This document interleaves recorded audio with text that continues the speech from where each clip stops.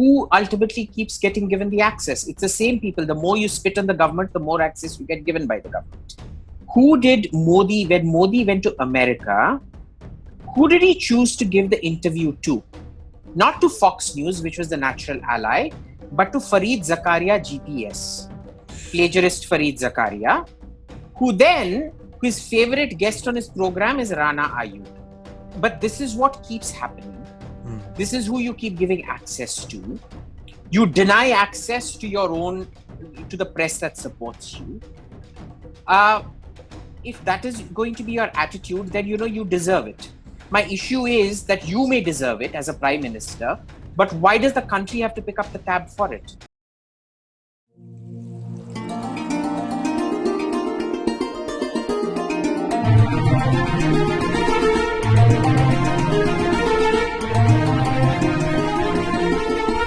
Hello and welcome to PGurus channel. I'm your host Sri Iyer. Today we have the redoubtable Abhijit Iyer-Mitra joining us and giving us his thoughts on the Left-Liberal Lobby, 4 L's there, and how they are trying to twist the narrative that's going on about India, in India and abroad. Abhijit, welcome to PGurus channel. Har Har Mahadev. Sorry for that long introduction, long-winded too. Abhijit, see, if you're noticing, there was this one video that came in Showtime from a producer who produces this show called Vice, VICE. And it seems like international news. I saw a 1.5-minute clip of Dr. Swami's interview where the whole thing was taken out of context. And I've been trying to, I'm going to go on TV now, online and tell this. I've been trying to get them to give me the entire video so that I can present the entire conversation, which was 16-18 minutes long, for the benefit of the viewers so that they get the full perspective, not the edited version, but I have not been successful so far, but we will keep trying. So Abhijit, what is your take on this? Why now? CAA was one of the weakest things to hit back at, and yet they've been using this anti-CAA protests and so on and so forth. I'm trying to figure out, if you want to fight back. So remember, it's not just now. They've been at it for a very long time because they've decided that, this entire intersectionality thing that they do, right? Left with gay people, with Islamic radicals, basically putting the victim and the perp in the same category. People who will throw you off the roof with the roof throw-offee, in that sense. Throw-offer and throw-offee together. I don't know how that works, but apparently it does. And look, India is the classic target if you want something like that. Given our Muslim population, given the level of poverty, we're not half as violent as we should be. And this is something where you can stoke violence, where you can actually make a difference, and you can make it your new the new frontier of oppression. It plays into a victim mentality that's slowly being inculcated in Muslims. And this kind of victim mentality is where Nazism, fascism, they all start. Right. Never forget that. That is where the danger really lies. And they're stoking it with very good reason, because you see, their entire politics is based on growing the victimhood narrative. The more victims equals more recruits for you. So this has been, I don't know why you're seeing it now, but this has been happening for the last 10, 12, 15 years as far as I've been seeing. It's been exacerbated, of course, largely because of our own fault, because, the India growth story stopped sometime in 2009, 2010, maximum till 11. And then it was going down, and they never got their rewards from it. See, with China, they get their rewards from it. With Saudi Arabia, they get their rewards, so they'll never attack there. This is a place where you don't get access, you don't get rewards, so it makes sense to keep attacking out here, right? Third thing is that it's one of those places where the government also doesn't know how to counter it. So you can get away very easily with bullshitting. There's no consequences to lying about India. Fourth is, in India, you can get away with extremely lazy journalism. All these journalists that keep reporting, you'll never see them. They go to a 5-star hotel in Delhi in Lutyens Circle. So it'll either be the Imperial or Taj Mansingh or the Hyatt. In the south, it will be up to the Hyatt. In the north, it will be up to the Imperial. They'll all stay in that circle. They'll only go to Lutyens' quarters, and it will be that same closed door circle of alleged intellectuals that they talk to that keep peddling the same story over and over again. If they go, I mean, honestly, Shri, even now, when I go into rural areas, I see something, I don't understand 90% of it. I just see what I can to validate a theory or disprove a theory that I have. The remaining 90%, even though I see it, I can't absorb it. I can't translate it. I don't understand what it is. And I've lived in this country for what? Almost 25 years now, right? With these other people, they come in a week and they think they've suddenly understood it all. There was that Vice report even before that was interviewing Shashi Tharoor, for example, which started off with cowpiss and a cowpiss farm. Now, what is the link between cowpiss and a political commentary?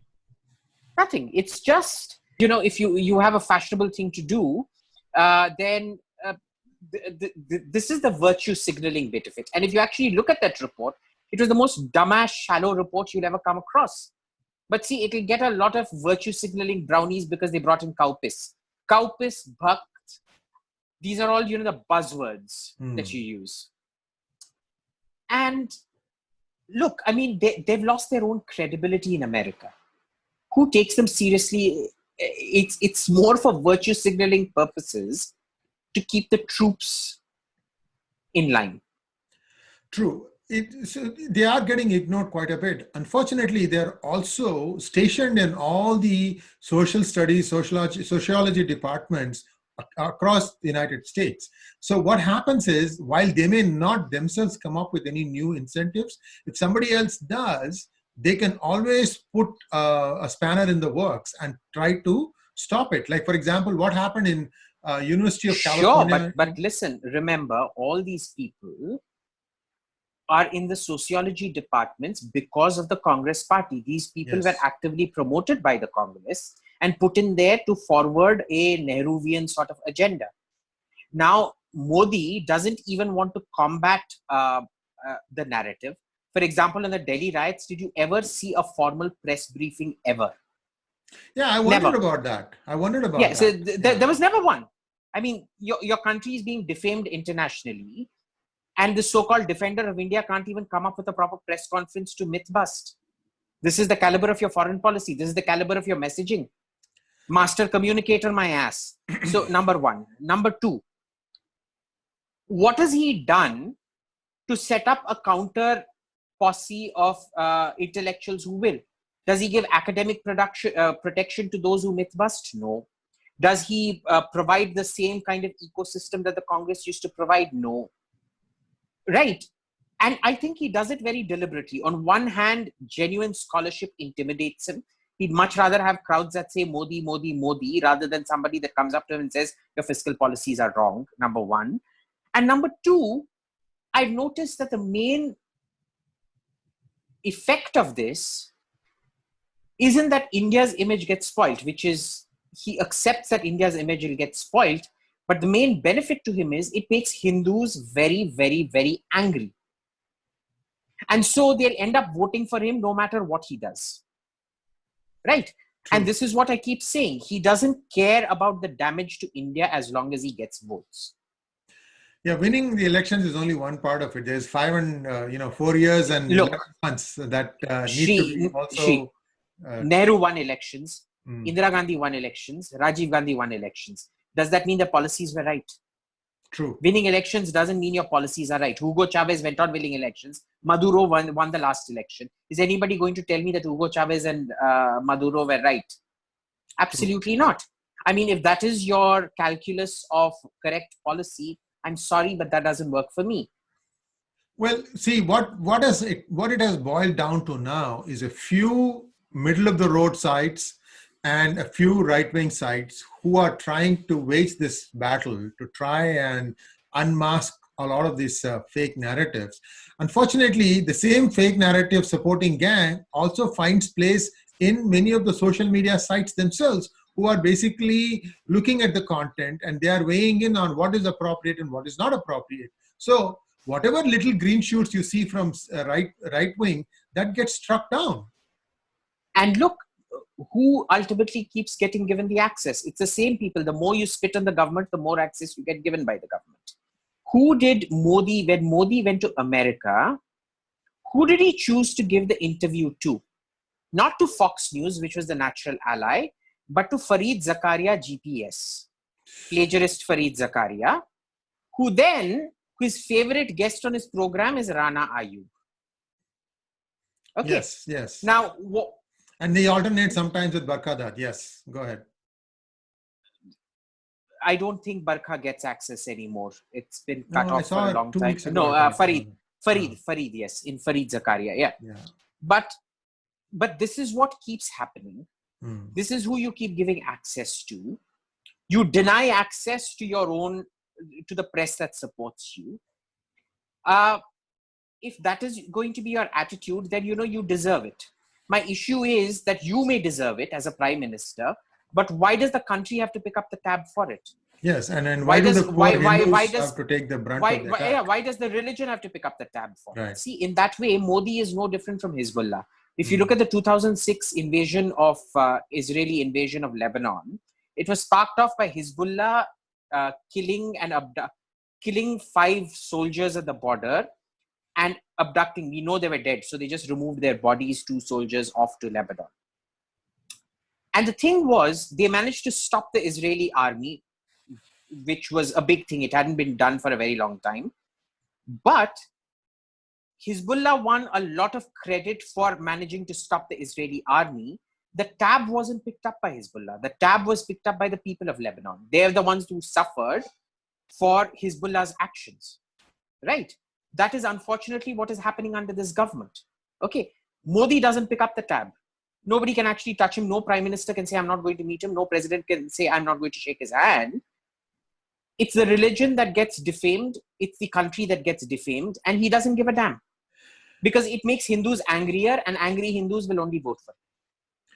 Well, I think a credible alternative needs to emerge along the same lines as BJP. And once that takes root, and I'm hopeful that that will happen sooner rather than later, then I don't think it is possible, Shri, and I'll tell you why. The people who were hurt most by demonetization and GST and all of that were the MSMEs, right? The micro, medium, small sector, which is the traditional core of the RSS, the Baniyas. Okay, the Baniyas were hurt the most. I think you need to look at this. His politicking is very, very good. I think it was a way of weakening the RSS more than anything else, so that they'll never be able to create an alternate to. Well, very interesting thoughts. I think let's get back to the left liberal ecosystem. How does one counter this effectively, other than coming up with fact checking? You can't. Look, you just can't, because remember, who are the Hindus who are getting outraged by all of this? They are people who are closely linked to their identity. The Hindus have gotten completely deracinated and Americanized, actually go along with this because their interests are in virtue signaling and going, oh, Hinduism is fascist and la-di-da, we don't believe in religion and blah, blah, blah, and so on and so forth. On the other hand, Hindus who do have an identity, who mostly vote for the BJP or a Hindutva platform, are socially upwardly mobile people. They've not had the crores and crores invested in the education that the existent elite have had invested in them. So, money talks. In the end, unless they have networks to put them in these universities and things like that, they can never really mount a counter-offensive. Which the left does, unfortunately, and all too well, I must say. I mean, they have such a great ecosystem going. You wouldn't believe it. You have to go and study that to find out how easy it is for someone who's showing left-leaning signals to find their way all the way up to JNU and perhaps spend their whole life there and be, Look. Let's be clear. JNU is a bit of it's a public toilet. It's a glorified public toilet. So let's be clear about JNU. What I'm talking about is these networks going off to Chicago, to Harvard, to Princeton, to Yale, to Texas A&M, whatever university you have. and setting up their roots out there. Because remember, American academia is now extremely left-wing. It's something like almost 90% left-wing at the moment. It always was, and these, Abhijit. It has always been liberal. Now it is liberal and it's more left now. It is more left now. It was liberal at that point of time. Today, it is actually destructive to your career to be known as right-wing in academia, right? Or right-wing or Republican in academia. And these are the same networks that these people use, because in India, they're not making money anymore, right? As it is, that business is kaput. There's no new institutions coming up. It lies, the future for them lies in America. That is where they're all getting educated. And the great thing about the American education system is you get money to do primary research. In India, there's no money to do primary research. Even in a place like JNU, for a PhD scholar, you're given 40,000 rupees to do primary research. What primary research are you going to do in 40,000 rupees? Right. So there's a lot of third-rate shit that comes out of India, which is the only thing that the right can realistically afford at the moment, unfortunately. So you're looking at a lack of ecosystem, a lack of whatever. Now, this man, he had told somebody that, when he came to power, every year he was going to send off 100 people to the top universities, ideologically right people to the top universities to create a train-the-trainer program and set up new universities and things like that. He's never going to do that because his inferiority complex won't let him see anybody of any kind of intelligence who can at some point challenge him in any form or way. It suits him perfectly. That is a very sharp observation. I think a lot of people know about this, except that they don't come out and state it. And thank you, Abhijit, for that. Now, I think with this dialogue, we're actually bringing out some of the challenges that are facing, that we are facing, not just in India but abroad, especially in the United States. I'm seeing a huge, it's like everybody's coming out of the woodworks, if you will, and carrying the torch for all these liberals and creating a total fake narrative that and it's become full-time occupation. Just there's this Guacamole. Have you heard of this Guacamole game? Guacamole. No. Anyway, so if you don't know it, some of the viewers in US, if you go to these children theme parks, you'll see this Guacamole. You have a hammer, and there'll be a head of a crocodile that keeps coming up in different holes. Okay, so as soon as the thing comes up, you're supposed to whack it. If you whack it and if you can connect, then you get some points. So the thing is, at some point, you'll be able to whack 100% of the heads that are coming out, and that's how you score points. At the end of 5 minutes or something like that, you get a certain amount of points, and then for that you get like a gummy bear or a toy or a teddy bear or something like that. So this is what it is. You're just whacking all the time. Whack, whack, whack, whack, whack, whack. This falls here, falls here, falls here. And look, you can have, there are quite a few Indian right-wing media online outlets, right, who don't really get any traction except amongst the already converted. They're preaching to the converted in that sense. They don't have the money or the finances to do long-term investigative pieces. Mm-hmm. They don't get the state cooperation or access that a lot of these left-wing things used to get during the Congress regime. So they're not able to really make that difference, number one.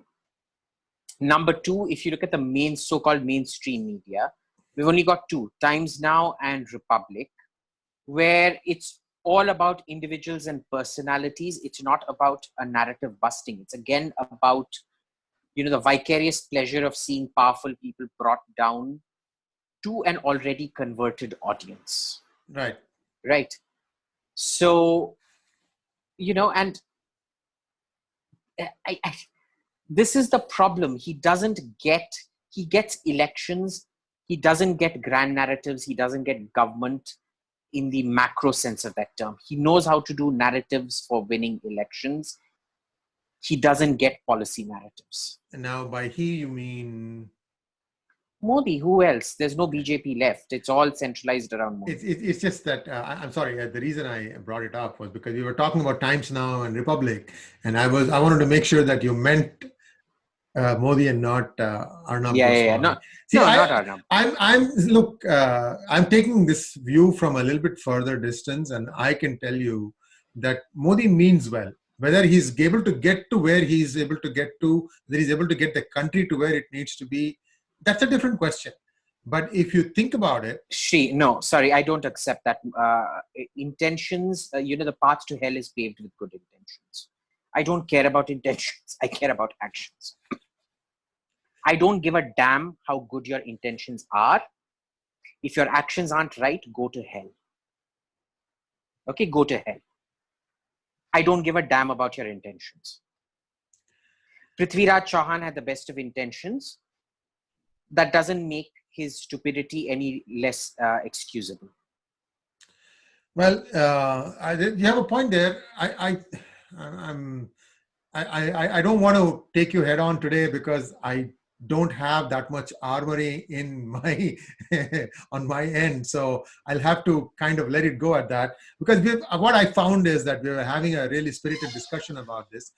This is why I keep going back to the same question. If you were the prime minister, you did one time, you said we could do 3 things. That's very effective. People liked it. Today, I'm going to ask you the same question. Today, with coronavirus coming, and not enough testing, and now we are still trying to, we are really peaking in India still. We don't know where the peak is. What are the 3 things that you think the prime minister, should be doing? First, let's be clear. I'll never be prime minister. You have to kiss kids and, you scratch my back, I scratch my back, whatever, la-di-da. I don't do that. Usually when I get kids on my lap, instead of saying, "Arey, acha bacha, goo, goo, goo, goo, goo," I'll be like, "Oh my God, what an ugly kid. It just peed on me." And I'll throw it into the basket. So I will never be that prime minister. I will never be in any cabinet. Let's be clear about that. Number 1. Number 2, just purely as an armchair observer, with all the negatives that go with armchair observers, you need 3 things. 1 is allow private corporations to make money. Okay, India has only prospered when individuals have prospered. If you do not allow them to prosper, you bog them down with regulation, nothing's going to happen. 2, you need to provide top-notch security. The kind of shit that you have right now that passes off as a police force and a judiciary isn't going to work. You need proper police and judicial reforms. 3rd, you need privatization, and you need to maximize government expenditure on quality things where you can actually make a difference in people's lives. And I think public expenditure should be focused on just 3 things: good education, good healthcare, and a decent security net for people. Not, charities like DRDO, HAL, and things like that, which provide ungainful employment to the chronically unemployable. With technology changing so much, I see that all the time in the United States also. Even employable, gainful people with a lot of knowledge tend to be on the sidelines for other reasons. But I think I see your point. Thank you very much, Abhijit. You have to remember that this is not something that he created. He has inherited a lot of this stuff. And I think I'd like to leave it at that. And the most important thing, as always, we want to educate you, the viewer, the nuanced viewer, that things are not as easy as they seem, or things are not as difficult as they seem, but the mindset makes a huge difference about how you go about looking at things. And that's what we are trying to shine the spotlight on. Thank you so much, Abhijit. And we'll be back with more such interesting conversations. Har Har Mahadev.